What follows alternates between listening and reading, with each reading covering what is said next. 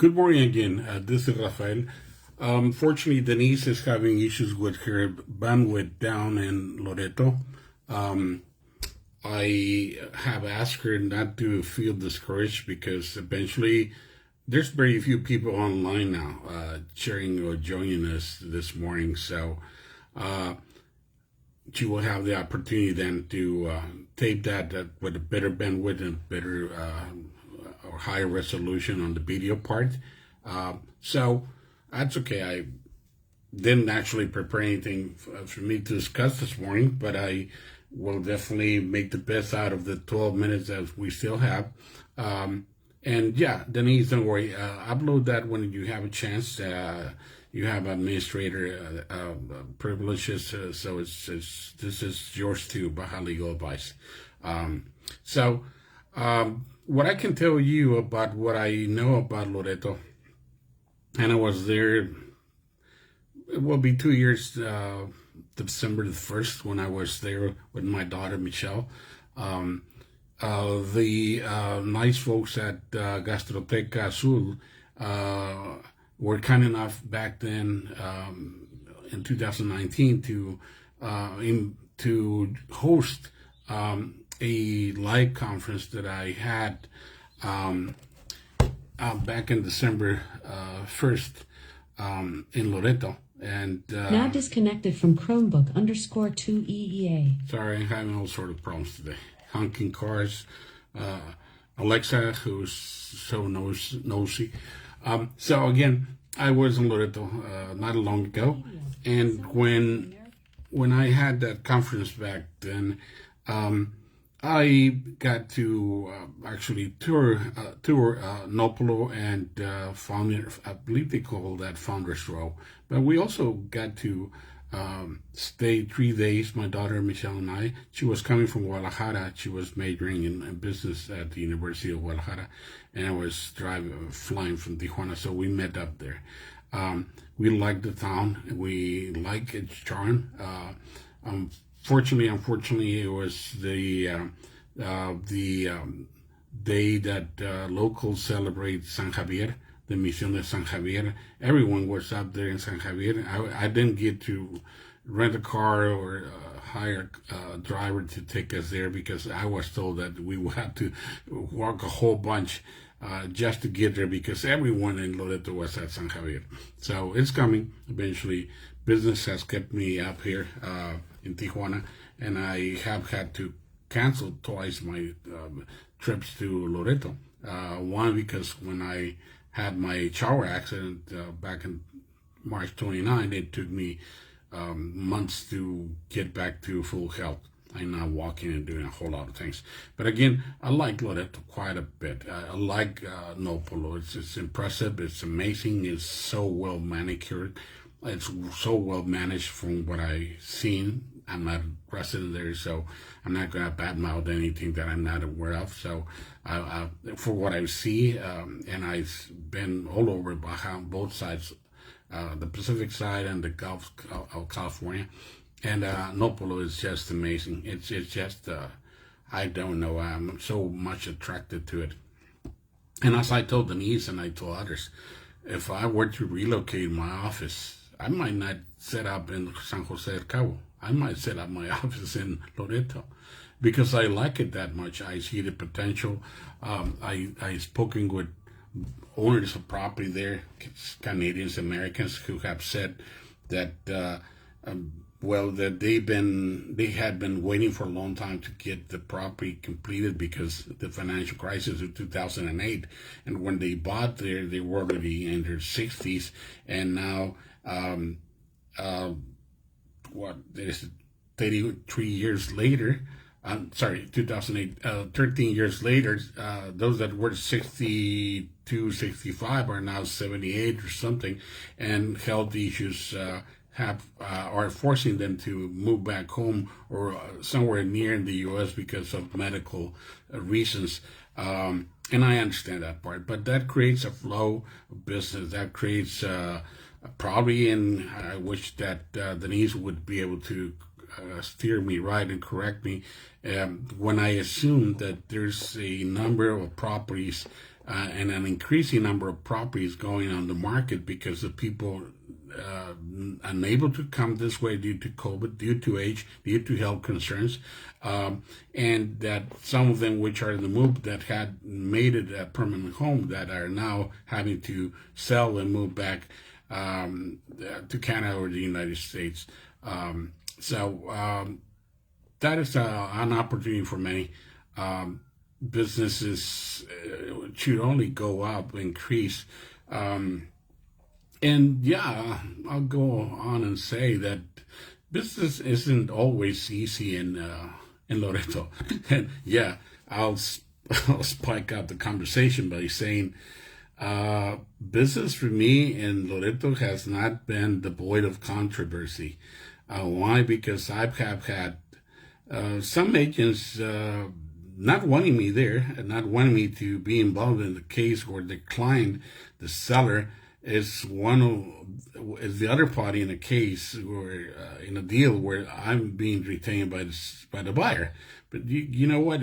Let's just be professional about it. The fact that you don't like me involved doesn't mean that I'm going to slow down the process. Actually, it's usually the opposite because I'm the one pushing the other party, usually the seller, to come up with paperwork and the bank release. So let's just keep moving the wagon on this same direction. Let's not lose sight of the true purpose here. I'm not difficult to deal with. I'm just very clear as to what is needed. Eventually, that which I'm asking, the notario will ask. Yes, I ask probably three times more paperwork than a notario would. The notario, rarely a notario or their staff is able to fully understand or to ask paperwork they don't do due diligence. See, I do due diligence. To me, that is crucial. If you're building a boat, you better make sure that boat is seaworthy before you actually go out there on the ocean. Make sure that you put it to the test. Make sure that you look at it from different standpoints, and make sure that it doesn't have a problem with the construction defect or something. You don't want to be that having that boat sink. And look at it as from my standpoint, and you may probably understand that. When it comes to property, I've been an attorney for manufacturing, Fortune 100 companies, environmental among others, and asset shielding has been part of my practice. But when I look at property, when I look at the interest of the buyer or the seller, I don't give myself a second chance. Either you do the right way, professional way, about your conclusions about that which you are supposed to look, and I'm supposed to spot clouds on title issues that need to be addressed before a deal is signed, before money is transferred, before closing. But again, let's just make sure that when you hire a professional, and this is why Denise Stubbs and I are linked, because she and I share beliefs that are way up compared to local standards. Yes, some agents there conduct their business the way they would in the U.S., but I keep on insisting, this is Mexico. The fact that you're preparing things, documents, and in your native tongue, that's okay. But you know what? You have to mind the laws of Mexico. And you cannot call a purchase offer a purchase agreement.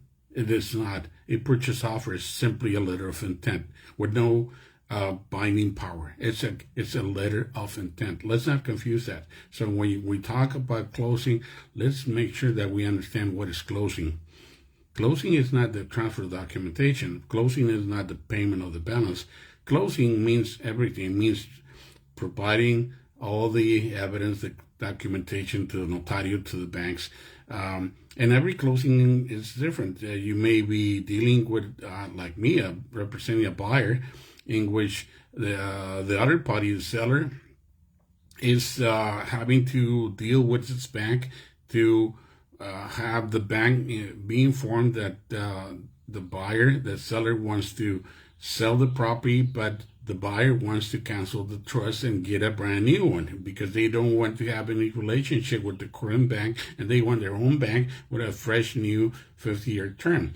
So due diligence is that important. But again, I'm not one to talk about Loreto. I just know, well, actually little about Loreto, but I know, or at least this is my belief, that most of the real estate market is governed, controlled by expats, and that's good, because I'm not aware how many people reside in Loreto, and what is how many Mexicans compared to expats residing there full time or temporary. But either way, if I'm not being rude or disrespectful when I say that it appears that most agents down there handle business in a particular way, the way they want. But is that the way it should? I don't think so. No, I'm not convinced. You need to mind the laws of Mexico. You're in Mexico, you have to acknowledge the laws of Mexico. Yes, you may have agreements to disagreements with that, and then you may have conflicts between the buyer and seller. And if both buyer and seller are American and Canadian, yeah, you probably have jurisdiction back home. But this is where the property is. And yes, courts in Mexico are rather slow, and our laws are rather awkward and unprotected. That is a problem. I acknowledge the problem. I'm not a trial attorney, but I know about litigation. I was once a litigator myself, but learned to hate it. Either way, going back to the way of conducting business, what's wrong with me saying that there's always room for improvement, and that people can always expect to raise the bar. And I believe that Denise Stubbs is raising the bar in the real estate market down there. Why? Because I know I have evidence of that, and this is why I have this nice, open professional association with Denise. We keep talking about clients, those that she's referred me, those that I may refer to her.